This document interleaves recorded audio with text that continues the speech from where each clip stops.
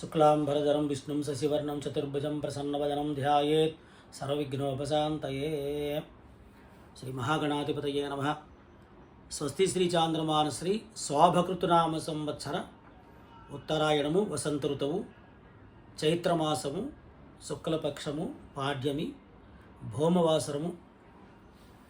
ఈరోజు శ్రీ క్రోధినామ సంవత్సరం కావున నూతన తెలుగు సంవత్సరాల ప్రకారంగా శ్రీ క్రోధినామ సంవత్సరంలో మనం అడుగుపెట్టాము. ఈ సంవత్సరంలో మామూలుగా ఫలితాలు ఎలా ఉంటాయి మనం తెలుసుకుందాం. ఈ సంవత్సరం రాజు అపర సస్యాధిపతి నీరసాధిపతి కుజుడయ్యాడండి. కుజుడు మామూలుగా సస్యానికి అధిపతి అయ్యాడు కాబట్టి పంటలు ఎర్రటి పంటలన్నీ బాగానే ఉంటాయి. మంత్రి సేనాధిపతి అర్ఘ్యాధిపతి మేఘాధిపతి శనేశ్వర స్వామివారు. పూర్వ సస్యాధిపతి చంద్రుడయ్యారు. రసాధిపతి గురుడు.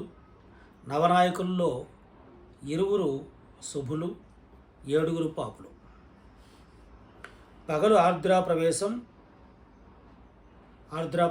కాబట్టి పగలు పంటలకు కొంచెం నష్టం వచ్చే అవకాశం ఉంటుంది. జగత్తు విపత్తు, ధరలు తగ్గడం. పశుపాలకుడు యముడు. గోష్ఠ బహిష్కర్త బలరాముడు. శ్రద్ధ తక్కువ, అంటే పశువుల యందు పరిపాలనలో శ్రద్ధ తక్కువ ఉంటుంది. ఈ సంవత్సరం 2 తూములు వర్షం, 20 భాగములు సముద్రంలో 9 భాగాలు, 20 భాగాల్లోనూ సముద్రంలో 9 భాగాలు, పర్వతాల యందు 9 భాగాలు, 2 భాగాలు మాత్రం భూమి మీద వర్షం పడుతుంది. ఎర్రని పర్వత ప్రాంతాలన్నీ బాగుంటాయి. ధాన్యాదుల కంటే ఫలపుష్పాదులు బాగా ఫలిస్తాయి. టోటల్గా 16 వీసముల్లో 7 వీసములు పంట లభిస్తుంది మనకి. 16 వీసాల్లోని 7 వీసాల పంట మనం చేతికి అందుతుందని చెప్పి తెలుస్తోంది. తర్వాత ఈ సంవత్సరం కర్తరి 4/5/2024 నుంచి డొల్లు కర్తరి స్టార్ట్ అవుతుంది. 11/5/2024 11/5/2024 వైశాఖ మాసం నుంచి నిజకర్తరి స్టార్ట్ అవుతుంది. 28/5/2024 వరకు కత్తిరి అంతా వెళ్ళిపోతుంది. మూఢాలు ఏమున్నాయంటే ఈ సంవత్సరం గురుమూఢమి మే 7వ తారీఖు నుంచి జూన్ 7వ తారీఖు వరకు ఉంది. శుక్రమూఢమి 28/4/2024 అంటే ఏప్రిల్ 28వ తారీఖు నుంచి మొదలు జూలై 8వ తారీఖు వరకు ఉంటుంది. కానీ ముహూర్తాలు ఏమి ఉండవు దీంట్లో. 18/3/25 నుంచి అంటే 18వ తారీఖు మార్చి నెల 2025 సంవత్సరం 28/3/25 వరకు శుక్రమూఢమి, అంటే వచ్చే సంవత్సరం కూడా శుక్రమూఢమి ఉందన్నమాట. ఈ సంవత్సరం నర్మదా నది పుష్కరాలు ఉంటాయండి. నర్మదా నది పుష్కరాలు 24/4/2024 దగ్గర నుంచి ఏప్రిల్ 24 తారీఖు నుంచి మొదలు చైత్ర బహుళ విద్య రోజున మొదలయ్యి గురువారం రాత్రి 10:38 వరకు ఉంటుంది.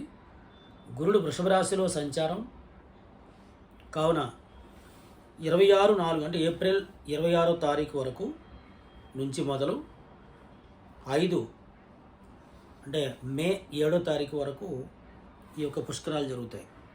నర్మదా నది పుష్కరాలు. తర్వాత ఈ సంవత్సరం గ్రహణాలు మనకి ఇండియాలో ఏమి కనిపించట్లేదు కాబట్టి గ్రహణాలు ఏం లేవు. 27 నక్షత్రాలకి కందాయ ఫలాలు తెలుసుకుందాం. అశ్విని నక్షత్రానికి 201, భరణి 522, 0 ఎక్కడొస్తే ఇక్కడ అనారోగ్యం ఉంటుంది. కృత్తిక 004, రోహిణి 311, మృగశిర 623, ఆరుద్ర 100,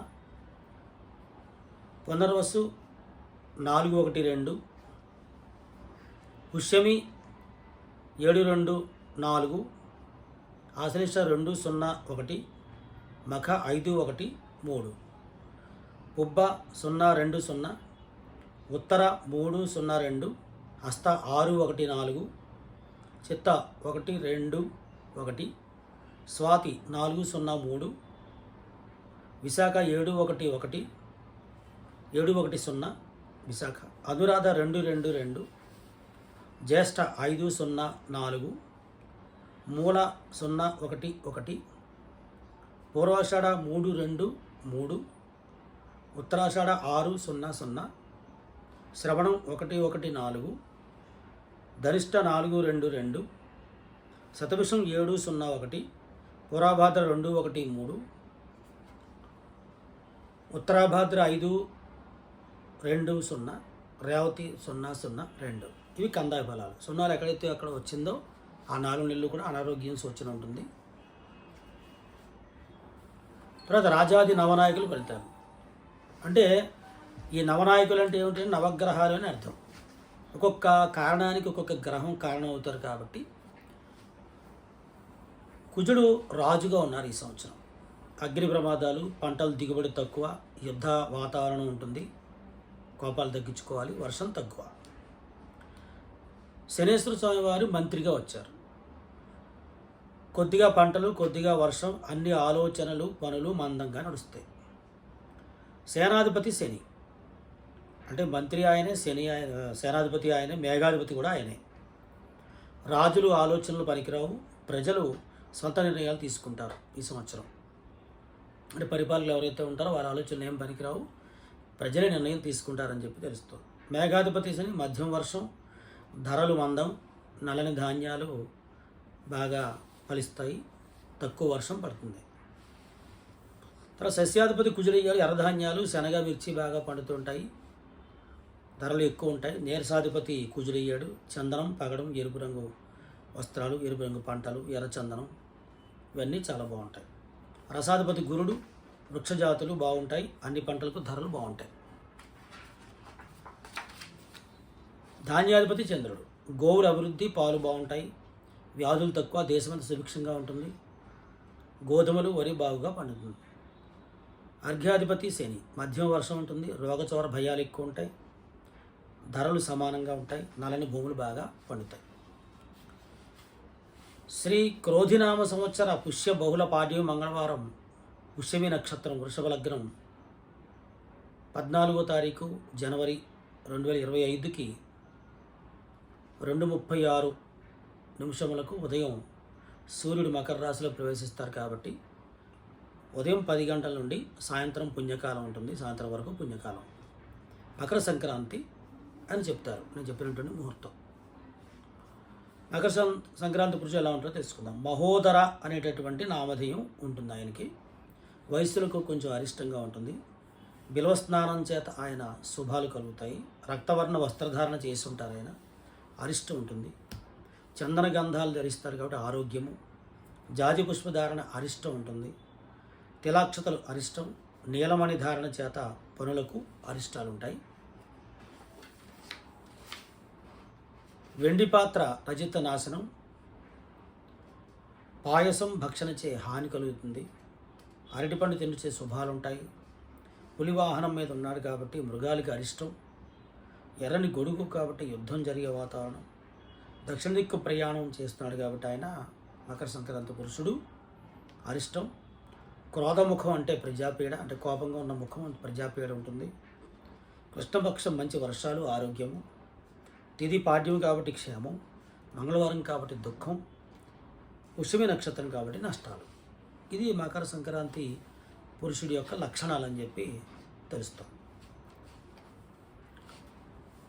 ఈ సంవత్సరం లగ్నం అనేది ధను లగ్నంలో ఈ యొక్క సంవత్సరం యొక్క చక్రం వచ్చింది కాబట్టి ధను లగ్నానికి అధిపతి అయినటువంటి గురుడు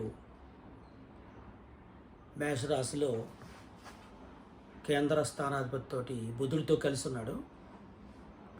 కాబట్టి ఈ గురుడు వల్ల ఈ సంవత్సరం అందరికీ కూడా ఇళ్లలో శుభకార్యాలు, అలాగే ఉద్యోగాభివృద్ధి, బంగారు ఆభరణాలు కొనడం, పెళ్ళిళ్ళు కానివాడి పెళ్ళిళ్ళు అవ్వడం ఈ సంవత్సరం అందరికీ బాగుంటుంది.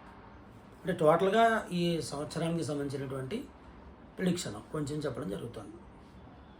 తర్వాత బుధుడు వచ్చి ధను లగ్న రీత్యా మేషరాశిలో కుటుంబ స్థానంలో ఉన్నాడు కాబట్టి ఇది కూడా ఉద్యోగ రీత్యా బాగుంటుంది. కానీ ఉద్యోగ స్థానంలో ఎవరైతే అందరూ ఉద్యోగాలు చేస్తూ ఉంటారో ప్రపంచంలో అందరికి కొంచెం పీడగా అనిపిస్తూ ఉంటుంది. పీడ అంటే కొంచెం చికాకుగా అనిపిస్తూ ఉంటుంది. రాహు తర్వాత చంద్రుడు, రవి, శుక్రుడు కలిసి ఒక చోటే 4వ స్థానం వరకు కాబట్టి ప్రయాణాల్లో చాలా జాగ్రత్తగా ఉండాలి. అందరూ కూడా మామూలుగా ప్రయాణాలు అందరూ జాగ్రత్తగా ఉండాలి. తర్వాత శుక్రుడు శత్రుస్థానానికి అధిపతి అయ్యాడు కాబట్టి లాభాలు తగ్గుతూ ఉంటాయి. రవి భాగ్యాధిపతి శత్రువుతో కలిసి ఉన్నాడు కాబట్టి 4వ స్థానంలో తండ్రి యొక్క ఆస్తులు పంచుకునే అవకాశాలు అందరికీ లభిస్తాయి. అలాగే రాహు 4వ స్థానంలో ఉన్నాడు కాబట్టి చక్ర రీత్యా అంటే సంవత్సరానికి చక్ర సంబంధించింది ప్రయాణ అస్తమానం అందరూ చేస్తూ ఉంటారు. ఒక శారీరక పీడ కనపడుతూ ఉంటుంది. తర్వాత కుజుడు 3వ స్థానంలో శని ఉన్నాడు కాబట్టి బంధుత్వ సంబంధించిన విషయాల్లో ప్రాబ్లమ్స్ ఎదుర్కొనే అవకాశాలు ఉంటాయి. కావున అనవసరమైనటువంటి ఖర్చులు అవుతూ ఉంటాయి.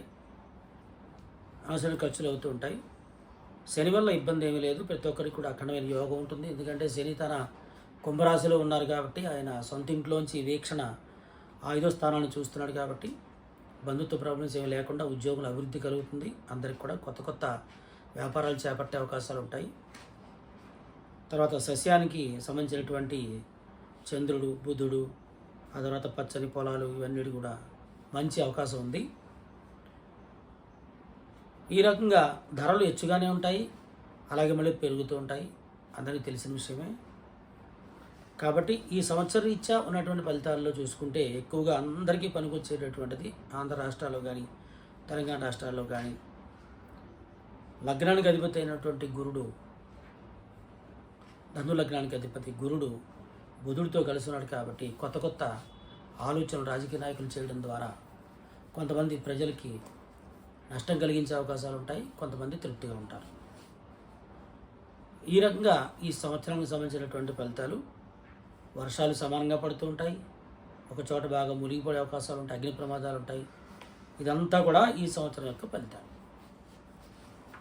తర్వాత ఈ సంవత్సరం క్రోధినామ సంవత్సరం వచ్చింది కాబట్టి క్రోధి అనగానే అందరికీ కోపాలనే వస్తూ ఉంటాయి కాబట్టి ప్రతి ఒక్కరు కూడా ఈ క్రోధినామ సంవత్సరంలో ధను లగ్నంలో ఈ సంవత్సరం వచ్చింది కాబట్టి ఈశ్వర దర్శనాలు, ఈశ్వర అభిషేకాలు, దక్షిణామూర్తి, దత్తాత్రేయ పూజలు ఇవన్నీ చేసుకుంటూ ఉండండి.